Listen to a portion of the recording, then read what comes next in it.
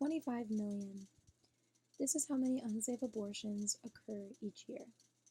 Of those, approximately 8.9% result in maternal death. This displays how willing women are to have an abortion. They are willing to sacrifice their own lives in order to receive one under unsafe conditions. By abortions being banned, there would be more women in the world seeking abortions that are primarily not safe, which increases the percent of maternal deaths. I've always been curious about the debate of abortion. Also, I'm interested in this topic because of the fact that I am a woman, and if a ban were to occur, it could have an effect on me. Furthermore, I've researched this topic thoroughly, and I've read many scholarly articles about women's right to abortion. The main problem here is that there isn't anything that protects women's right to abortion. Therefore, the Wisconsin State Legislature should pass a bill that protects these rights in order to ensure the safety of women. If an abortion ban were to occur, it would be detrimental for women and their right to make decisions about their body. To begin, unwanted pregnancies have an impact on women's overall mental health. According to Antonia Biggs, who has a PhD in social psychology, women are more prone to a mental illness, such as depression and anxiety. This is especially true when they don't have access to an abortion. Therefore, when women are forced to carry the baby to term, they typically show more signs of depression, such as low self-esteem, extreme sadness, and isolation. As a result, women's mental health is negatively impacted when they aren't allowed to have an abortion. Furthermore, when abortion is denied to a woman who has an unwanted pregnancy due to a traumatic circumstance, it causes more psychological stress on the woman. According to an article by Deborah Nelson and Stephen Lepore, who are both professors of public health, unwanted pregnancies already show a negative effect on women's mental health, especially when that unwanted pregnancy was from sexual abuse, such as rape, incest, or molestation. In other words, if women aren't allowed to have an abortion when she has these kinds of traumatic events happen to her, she is more likely to develop symptoms of depression and anxiety, which negatively affects her mental health. For an example, in Nelson and Lepore's study, they interviewed women for 40 minutes, asking them questions regarding sexual abuse and mental health. They found that there is a correlation between sexual abuse and women feeling depressed, extreme sadness, and anxiety. They said that women who reported that they were sexually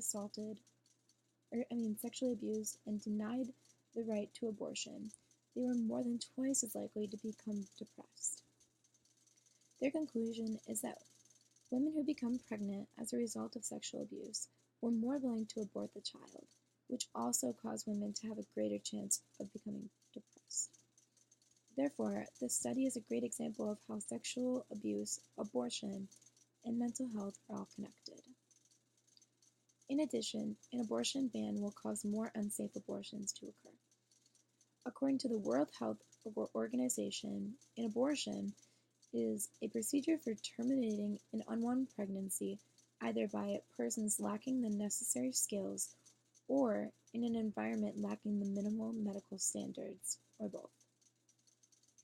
Additionally, Adna da Silva, a master's student at the University of Sao Paulo School of Medicine, says that unsafe abortions are more likely to occur in places where access to abortion is restricted.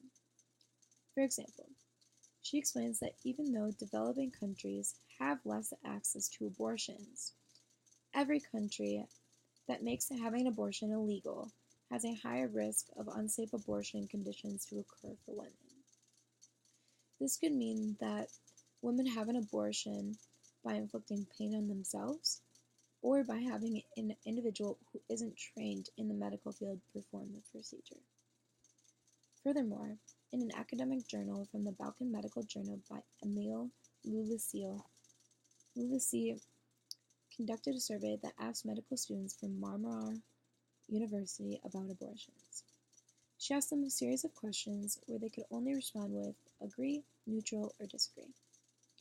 One question specifically asked the students if they thought that abortion bans would increase unhealthy abortions.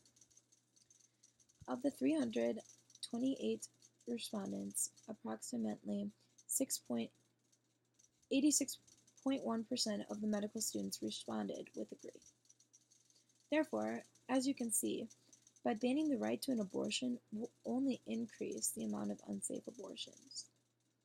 Lastly, an abortion ban will cause an increase in the maternal morbidity rate. According to De Silva, when abortions are legal, it causes the risk of maternal mortality to increase, as well as health complications. For example, in a case study that was constructed by De Silva, a 16-year-old woman from Brazil was pregnant and didn't have access to an abortion.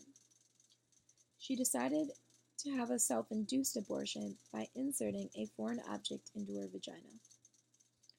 This caused her to go into septic shock and have an emergency surgery in order to remove the foreign object. Therefore, this young woman was willing to put herself in danger to have an abortion just so that she didn't have the child. In addition, according to a journal article from the European Journal of Contraception and Reproductive Health Care by Nino Berzulli, when an unwanted pregnancy takes place, women will oftentimes go to extreme measures in order to terminate that pregnancy. In other words, women will put their own lives at risk in order to get rid of that pregnancy. According to the case report done by Berzulli, a 34-year-old woman found out that she was pregnant unintentionally. She didn't have access to an abortion, therefore, she decided to self-administer drugs in order to terminate her pregnancy. A few days later, she felt really sick and noticed that she had some vaginal bleeding. When she went to the hospital, the doctors rushed her to the operating room for emergency surgery because she was in septic shock. But about 15 hours later, the woman died due to massive amount of hemorrhaging and cardiac arrest. This case also shows how women are willing to put their own lives and bodies in danger in order to not have a child. Now that I've addressed the problem of banning abortion rights for women, let's take a look at how we can protect women's right and their right to make their own decisions for their own body. Citizens can do a few things that would help influence the Wisconsin State Legislature to consider passing a bill that protects women's right to abortion. For starters, citizens could contact the Wisconsin State Legislature that are in office now. According to Robert Geyer, who has his license to practice law, he says that citizens can lobby or influence state legislatures by writing a letter, calling the office, or sending an email. He says that these are the most influential ways that citizens could influence state legislatures to pass a desired bill. Also, Geyer says that if you want to persuade a state legislature, you have to address the importance of the issue, as well as how the bill would affect everyone. Therefore, by contacting the Wisconsin State Legislature in any of these three ways, it could help influence them to pass a bill that protects women's right to abortion. Next, citizens could help fund organizations like Planned Parenthood in order to ensure that women get the necessary information that they need. Planned Parenthood organizations help women in numerous ways. For one, they help women access contraceptives. According to an obstetric nurse from Monadnock Community Hospital, Samantha Burstein, says that nonprofit organizations like Planned Parenthood provides contraceptives to women such as birth control and condoms, which help women prevent unwanted pregnancies. Also, Planned Parenthood organizations allow women to get more information about sexual health care. For instance, according to a Christian Medical Fellowship, Philippa Taylor says that it is critical for women to talk about their options with a medical professional. Taylor expresses in her article that organizations like Planned Parenthood provide women with counselors that help them know more about their options in regards to pregnancy. Also, a counselor can give the woman advice as well as more information regarding abortions, birth control, and family planning. All in all, donating to these types of organizations will help keep them open so that women can receive all the necessary health information that they need. In closing, women's right to abortion needs protection.